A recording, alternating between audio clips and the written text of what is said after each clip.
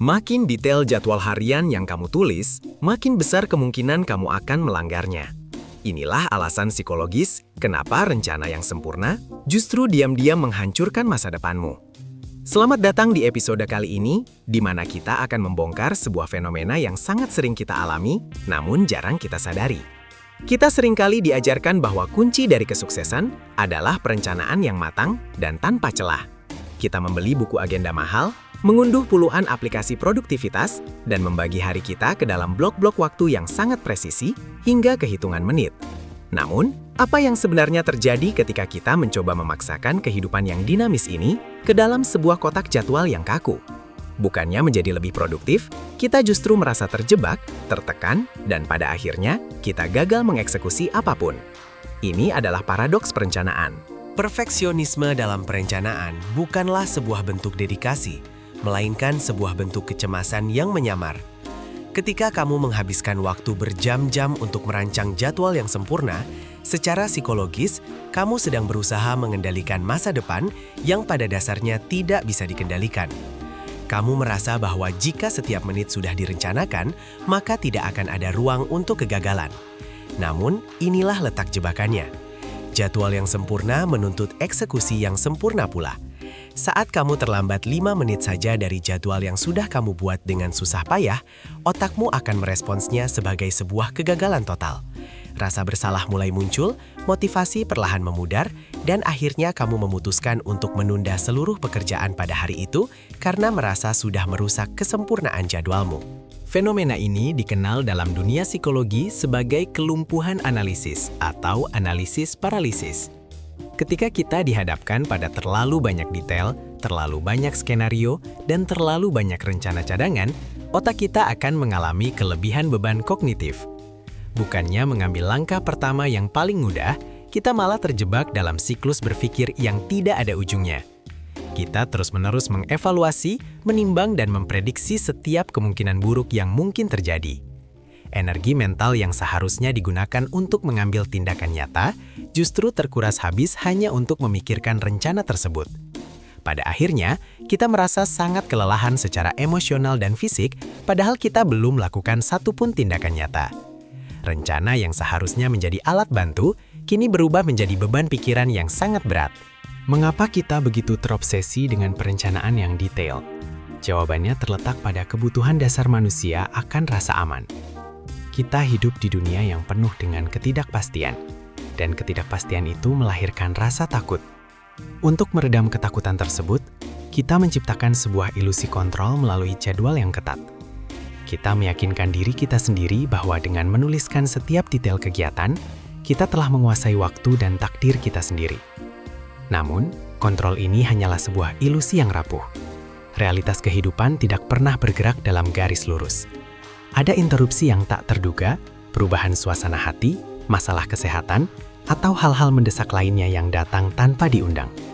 Ketika ilusi kontrol ini hancur oleh realitas, keseimbangan mental kita akan ikut runtuh bersama rencana tersebut. Inilah titik patah yang seringkali tidak kita sadari. Ketika sebuah rencana yang sangat kaku berbenturan dengan realitas kehidupan yang tidak terduga, dampaknya pada psikologis kita sangat merusak. Kegagalan kecil dalam mengikuti jadwal seringkali memicu respon stres yang berlebihan. Kamu mungkin mulai menyalahkan dirimu sendiri, menganggap dirimu malas, tidak disiplin, atau tidak memiliki tekad yang kuat. Padahal, masalah sebenarnya bukan pada dirimu, melainkan pada sistem perencanaan yang kamu buat. Kamu telah mendesain sebuah sistem yang tidak memiliki toleransi terhadap kesalahan. Sebuah sistem yang mengharuskan kamu untuk menjadi robot tanpa emosi dan tanpa batasan fisik.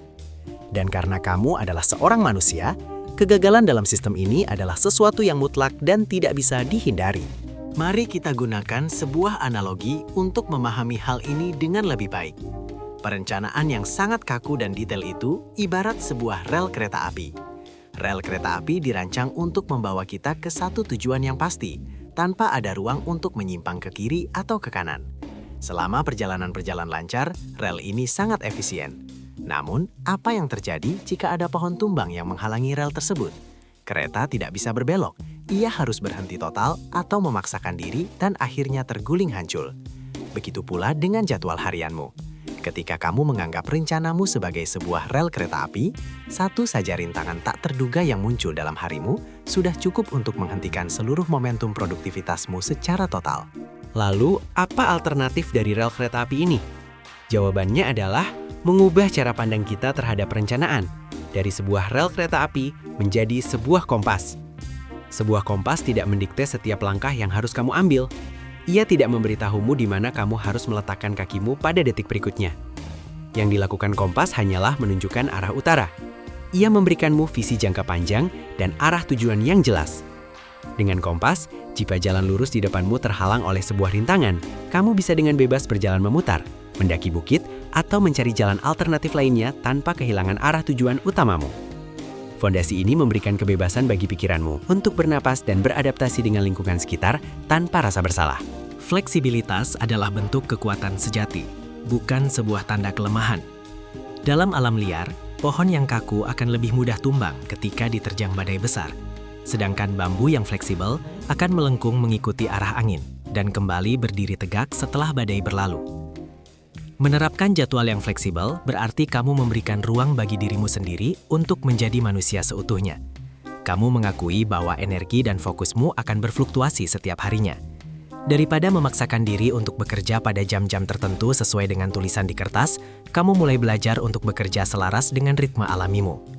Jika sebuah tugas membutuhkan waktu lebih lama dari yang diperkirakan, kamu bisa menyesuaikannya tanpa merasa seluruh harimu hancur berantakan. Melepaskan perfeksionisme dalam perencanaan berarti kita harus belajar untuk merangkul ketidakpastian. Secara psikologis, ini adalah sebuah langkah yang sangat menantang, karena kita harus secara sadar membiarkan diri kita merasa sedikit tidak nyaman. Namun, di dalam ketidakpastian itulah letak pertumbuhan yang sesungguhnya. Ketika kita berhenti memaksakan skenario yang sempurna, kita membuka mata kita terhadap berbagai peluang spontan yang sebelumnya tidak pernah kita rencanakan. Kadang-kadang, ide-ide terbaik, pertemuan yang paling berharga, dan momen-momen paling membahagiakan dalam hidup terjadi ketika kita membiarkan diri kita menyimpang dari jadwal yang sudah kita buat. Ketidakpastian bukanlah sebuah jurang kehancuran, melainkan sebuah kanvas kosong di mana kehidupan yang sesungguhnya mulai dilukis.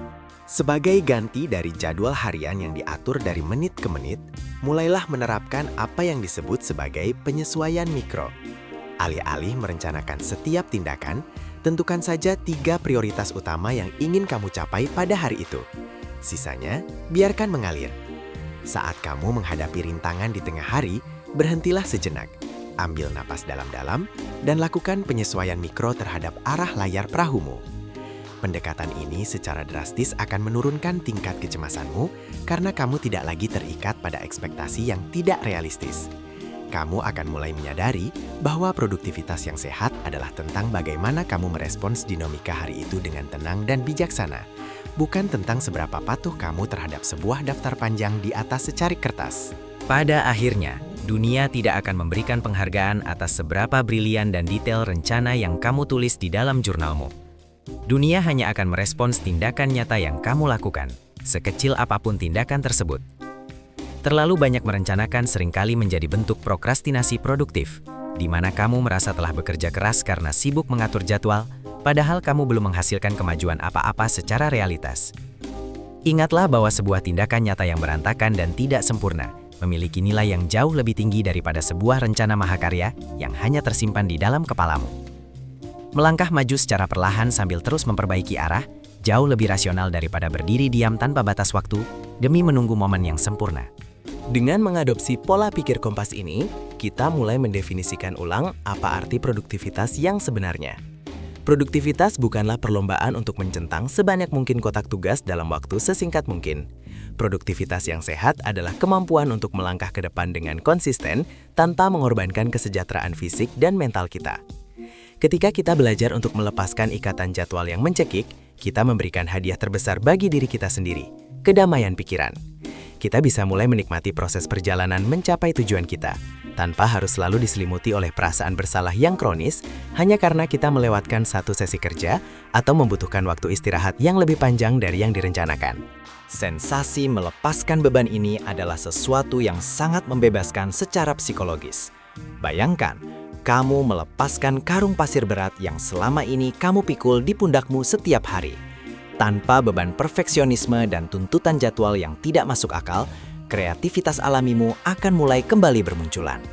Kamu akan menemukan bahwa kamu bisa bekerja lebih fokus dan efisien, justru karena kamu tidak lagi terancam oleh hukuman emosional dari dirimu sendiri jika kamu gagal sempurna. Kebebasan ini tidak membuatmu menjadi orang yang malas. Sebaliknya, ini membuatmu menjadi individu yang jauh lebih tangguh, lebih jernih dalam berpikir, dan lebih mudah bangkit ketika menghadapi hambatan yang menantang dalam pekerjaanmu. Ketangguhan mental sejati tidak dibangun dari seberapa kuat kamu memaksa dirimu untuk tetap berada di jalur jadwal yang telah kamu tetapkan. Ketangguhan mental justru lahir dari seberapa cepat kamu bisa menyesuaikan diri ketika seluruh rencanamu hancur berantakan. Ini adalah seni adaptasi tingkat tinggi. Mereka yang sukses di dunia nyata bukanlah mereka yang memiliki rencana paling sempurna sejak hari pertama, melainkan mereka yang mampu menari bersama ketidakpastian. Mereka menjadikan rintangan sebagai bagian dari permainan, bukan sebagai akhir dari segalanya. Dengan mengubah rencana kaku menjadi fondasi yang elastis, kamu sedang membangun baju besi psikologis yang akan melindungimu dari kelelahan mental, stres berlebih, dan rasa putus asa ketika kehidupan tidak berjalan sesuai dengan skenario awalmu. Sebagai kesimpulan untuk renungan kita kali ini, cobalah untuk tidak lagi menyiksa dirimu dengan belenggu jadwal yang tak kenal ampun. Jadikan rencanamu sebagai sebuah kompas yang memandu arah, bukan sebagai rel kereta api yang mengunci pergerakanmu. Mulailah hari esok dengan tujuan yang jelas, namun dengan hati yang siap menerima segala perubahan tak terduga. Ambil langkah pertama, buat penyesuaian di tengah jalan, dan percayalah bahwa ketidaksempurnaan dalam eksekusi jauh lebih mulia daripada kesempurnaan dalam perencanaan belaka. Jangan biarkan ilusi kontrol merampas kebebasanmu untuk bertindak. Pegang kompasmu, melangkahlah dengan berani ke dalam ketidakpastian, dan saksikan bagaimana tindakan nyatamu mulai mengubah masa depanmu dengan cara yang tidak pernah bisa kamu rencanakan. Terima kasih telah mendengarkan, dan selamat melangkah maju.